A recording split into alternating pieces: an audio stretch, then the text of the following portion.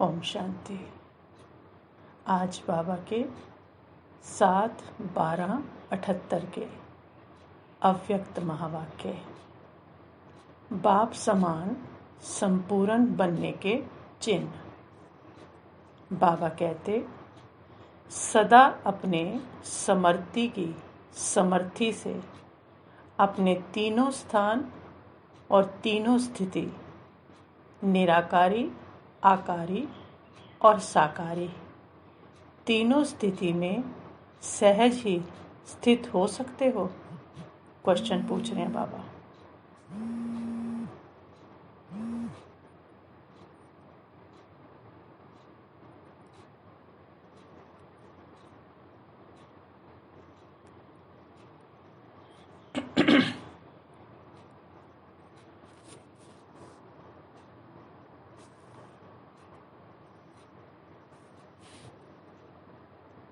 ओम शांति।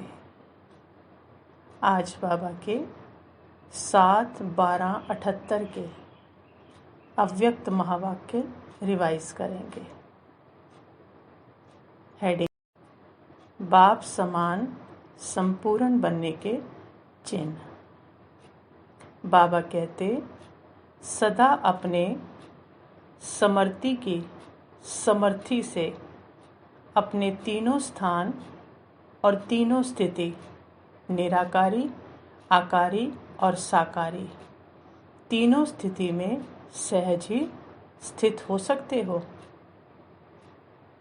संकल्प किया और स्थित हुआ, इसी को कहा जाता है बाप समान संपूर्ण अवस्था, कर्मातीत अंतिम स्टेज। तो अपने आप से पूछो, अंतिम स्टेज के कितना समीप पहुँचे हो। और समीपता का आधार श्रेष्ठता है। श्रेष्ठता का आधार, पहले तो बाबा ने कहा समीपता का आधार श्रेष्ठता है, और श्रेष्ठता का आधार अपने मरजीवे जीवन में विशेष 2 बातों की चेकिंग करो। एक, सदा पर उपकारी रहे हैं। दूसरा, आदि से अब तक सदा बाल ब्रह्मचारी रहे हैं। ब्रह्मचारी जीवन अर्थात ब्रह्मा समान पवित्र जीवन। अखंड रहने वाले को सर्व प्राप्तियां भी अखंड अनुभव होती हैं, और खंडित पुरुषार्थी को प्राप्तियां भी अल्पकाल अनुभव होती हैं, जब से बाबा के बने हैं। बाबा कहते, सदा ब्रह्मचारी अर्थात संकल्प में भी किसी प्रकार की अपवित्रता वृत्ति को चंचल नहीं बनाए। पहली हार वृत्ति की चंचलता। बाबा हार बता रहे कहाँ से शुरू होती है? वृत्ति से। तो पहली हार वृत्ति की चंचलता, फिर दृष्टि और कृति की चंचलता होती है। वृत्ति की चंचलता रजिस्टर को दागी बना देती है, इसलिए वृत्ति से भी सदा ब्रह्मचारी। तो बाप दादा भी ऐसे बच्चों को पूज्य बच्चों के रूप में देखते हैं। विश्व के आगे भी अभी अंत में पूज्य के रूप में प्रत्यक्ष होंगे। दूसरी बात बाबा ने कहा, परोपकारी अर्थात विश्व के प्रति और ब्राह्मण परिवार के प्रति दोनों संबंध में सदा उपकारी।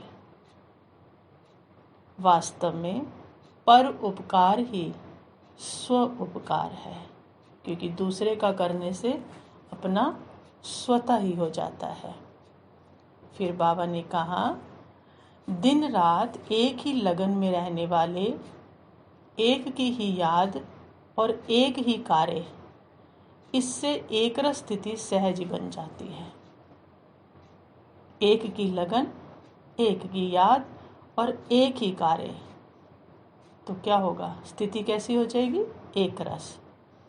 एक की लगन में रहने से सहज मंजिल का अनुभव होता है।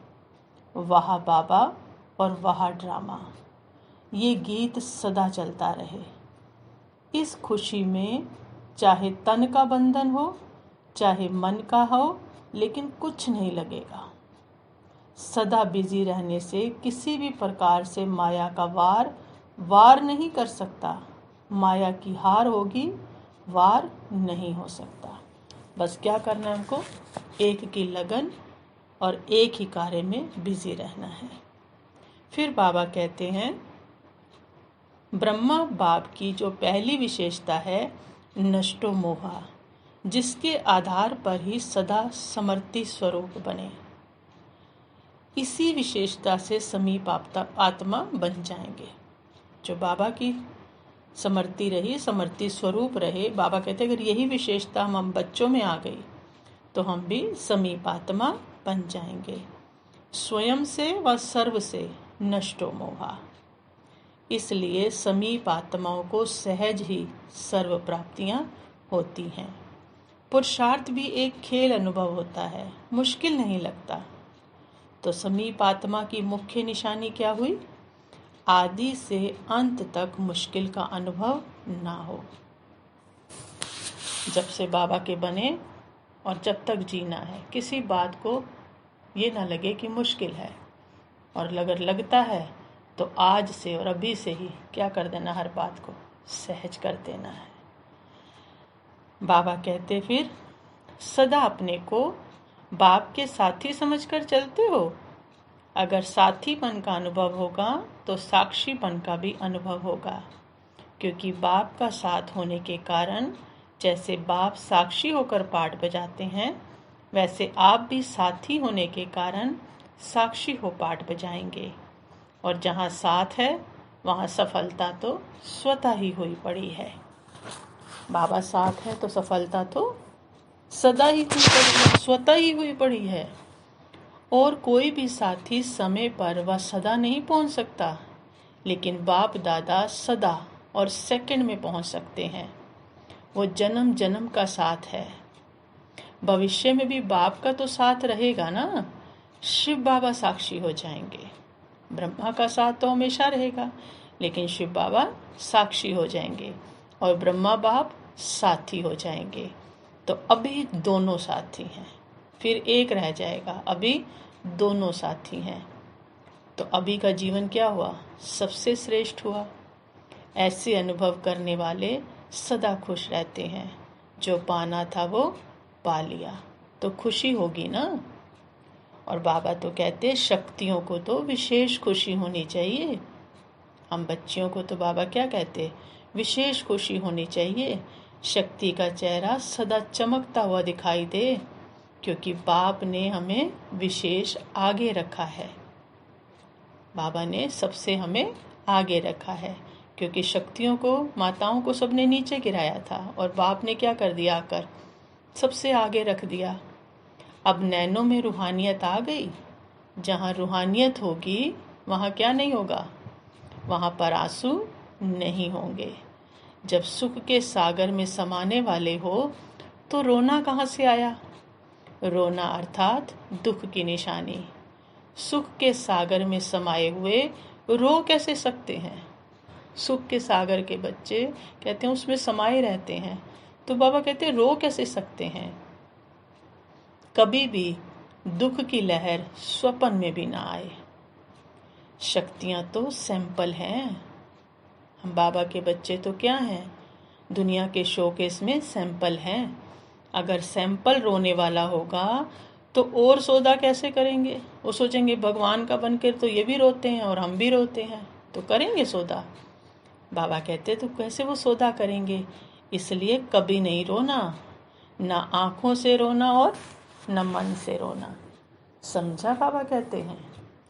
फिर वरदान दिया बाबा ने, सेवा के उमंग उत्साह द्वारा सेफ्टी का अनुभव करने वाले माया जीत भव। बाबा कहते जो बच्चे स्थूल काम के साथ साथ रूहानी सेवा के लिए भागते हैं, एवर रेडी रहते हैं, तो ये सेवा का उमंग उत्साह भी सेफ्टी का साधन बन जाता है। जो सेवा में लगे रहते हैं वो माया से बचे रहते हैं। माया भी देखती है इनको फुर्सत नहीं है, तो वो भी वापस चली जाती है। अब कोई हमारे पास आए और हम इतने बिजी हों तो क्या करेंगे? बैठेंगे बातें करने के लिए या कुछ कहानियाँ करने के लिए? चले जाएंगे। ऐसे माया भी क्या करती है? चली जाती है। जिन बच्चों का बाप और सेवा से प्यार है उन्हें एक्स्ट्रा हिम्मत की मदद मिलती है, जिससे सहज ही माया जीत बन जाते हैं। फिर स्लोगन दिया बाबा ने, ज्ञान और योग को अपने जीवन की नेचर बना लो तो पुरानी नेचर बदल जाएगी। इसी को अपनी नेचर बना ले तो बाबा कहते हैं पुरानी नेचर बदल जाएगी।